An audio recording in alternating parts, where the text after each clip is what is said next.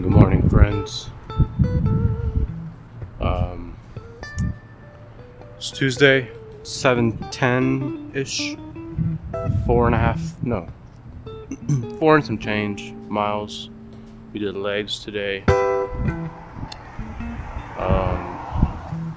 It's cold, bro. It's fucking cold. I'm not gonna stop bitching about it. It's cold. What do you want me to say? However, we did it. I feel good. Today was much easier than previous days. I've realized my recovery is just my biggest downfall. I am sore for way too long after working out. My legs just they're just cooked for like a week after I work out. So I took it easy today. Honestly, I was thinking on my run, quitting nicotine is way harder than running every single day. I don't know what day today is in terms of my running streak, but it's it's more than how many days I've been free of nicotine. I don't think I'm gonna go back to smoking. I think I'm good. It'd take a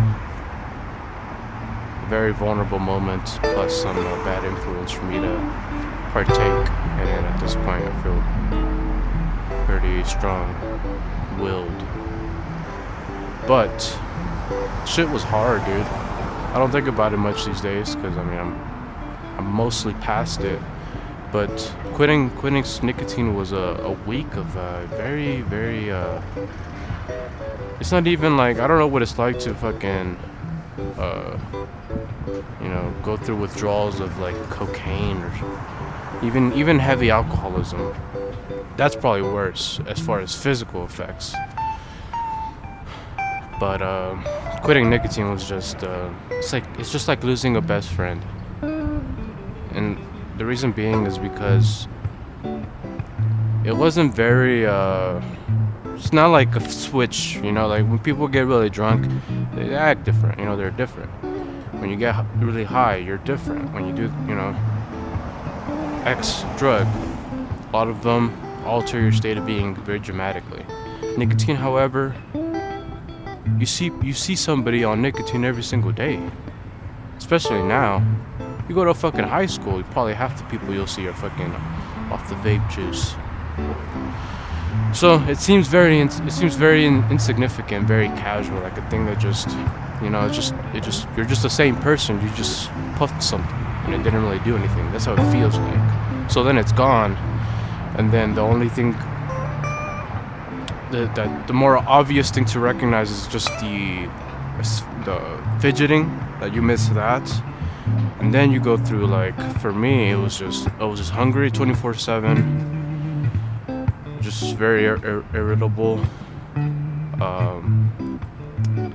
and yeah, I guess that was it. I mean, it wasn't that bad, I guess, now that I think about it. But it was, I don't want to do it again, I guess. It was bad enough, Anyway, running every day. I ran for over 100 days while fucking smoking every single day too. So if you're stuck on smoking and you want to get into running and you feel like, how could I do both? Does that even make sense? It does. And personally, my advice wouldn't be start running with the hopes that you'll quit. Honestly, I don't know if I would ever quit. I kind of almost accepted that, I should probably smoke forever. Maybe I could cut down a little bit, but just quit? I don't know. I kind of memed in my mind sometimes about like running a marathon and then like smoking a cigarette when I finished.